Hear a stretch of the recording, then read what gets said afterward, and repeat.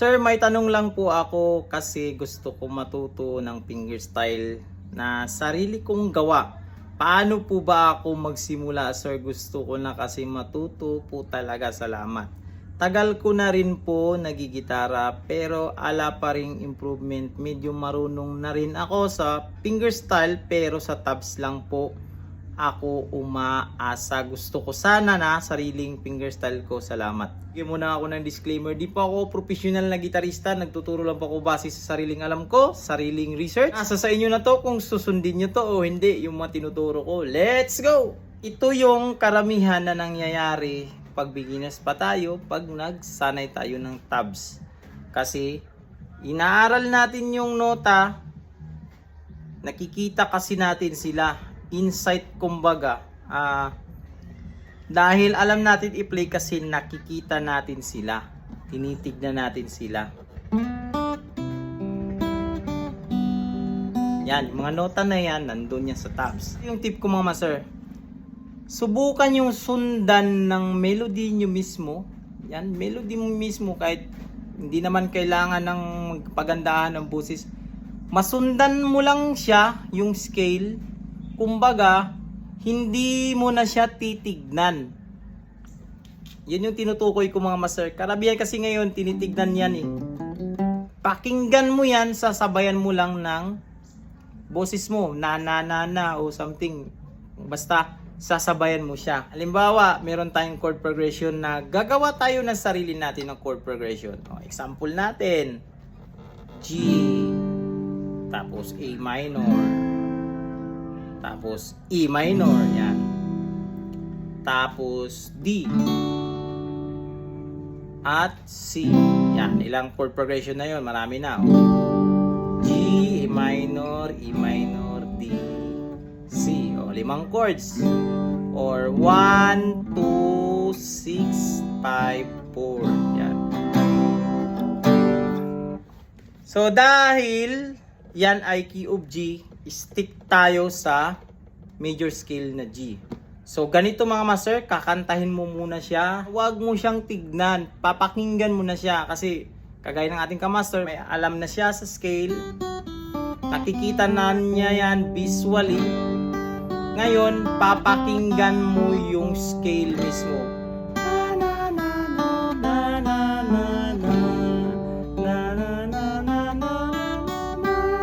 Yan, ipapractice mo lang yan. Kahit sa anong key, basta alam mo yung skala niya. Sa C. Alam ko kung saan na dito yung mga nota. Sa isip ko, napapakinggan ko siya yung mga nota. Kumbaga, namamahay na sa'yo yung major scale. Yan, G. A minor. E minor.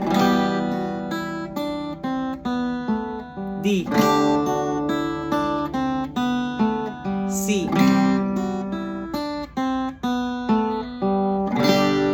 Yan. Ito pa lang yung exercises na to mga master, nakakagawa na tayo ng melody, di ba? Gagawin na natin mga master yung fingerstyle mode mga master. Gagawin natin yung magtatam tayo sa ating dominant note. Yan. Ibig sabihin ng dominant note mga master sa ating chord progression na G, E minor, D, C. Yung dominant note niya, ito yung root. Yan, ito. Kagaya nito sa G, ito, yung root. Sa third fret, sa ating E string. So, i-base ko lang yan at i-base ko rin yung open A string dito, yung A. Tapos, open dito, third fret sa ating A string. Yung ating, para sa ating dominant note na C. Yan. So, ito na mga master. Yung gagawin natin is, yung scale natin is paabante na. Hindi na kagaya kanina na paatas tayo. Gamitin natin yung paabante. So,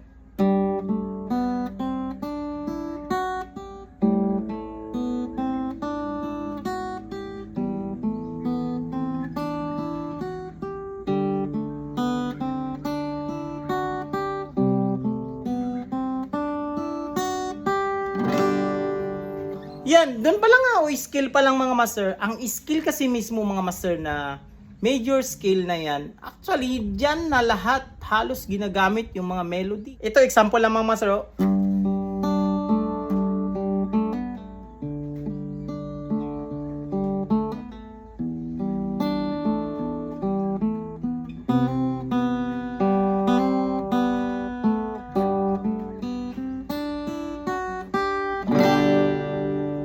papakinggan yung mga nota, hindi titignan. Papakinggan yung mga nota. Yan, sasabayan mo yan, hindi kailangan ng pagandahan ng tunog, magnanana ka lang gagawin mo, basta masasabayan mo yung nota bawat pinipindot ng ating mga daliri. Na pag dito tayo, na na na na na na na na. Kaya makakagawa ako ng sarili kong gawa na fingerstyle gamit yung major scale. So, sample, meron tayong, hindi naman kailangan na baybayin mo yung scale, mga master. Hindi kailangan na baybayin yung scale. Ang kailangan is makagawa ka lang ng melody na makapag-construct ka, mag-compose ka doon sa 7 nota ng scale. Pag gagawa ka ng sarili mong fingerstyle, dapat alam mo yun, yung mga scale na yun, mga master, sa root. Napapakinggan mo na kasi siya. Ang gagawin mo, hindi mo kailangan na gayahin yung ginawa ko kanina na binaybay ko yung scale. Hindi. Kahit 2 nota, 3 nota na something in between doon sa mga nota na yun na 7. Depende sa'yo kung ano yung combination mo kasi kanya-kanya po tayo ng expression dito sa music. So, ito yung pagpipick ako ng 3 nota. Ito. Yan.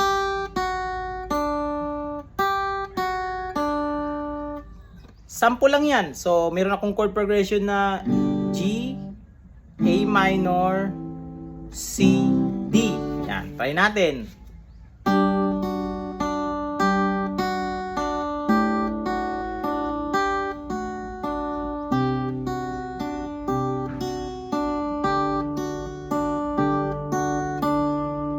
Yan. O, baguhin ko na naman yung aking mga nota. Pero yun pa rin yung chord progression ko. So, halimbawa, babaybayin mo na to. So, ang gagawin mo ito.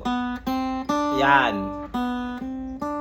B, C, D, B, C, D. O, try natin.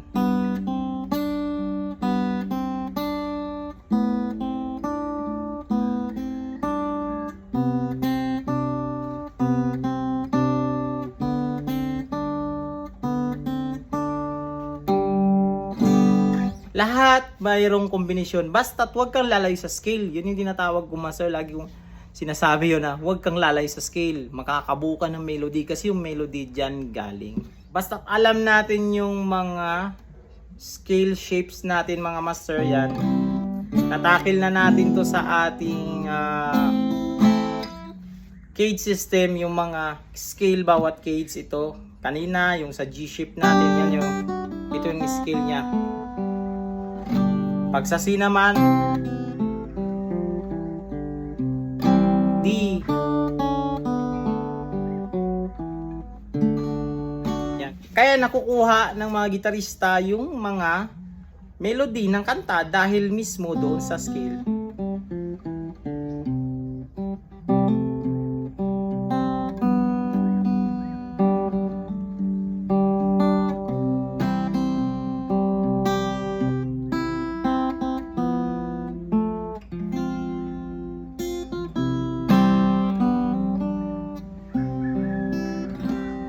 Yun, Smart Music. God bless you all. Peace out.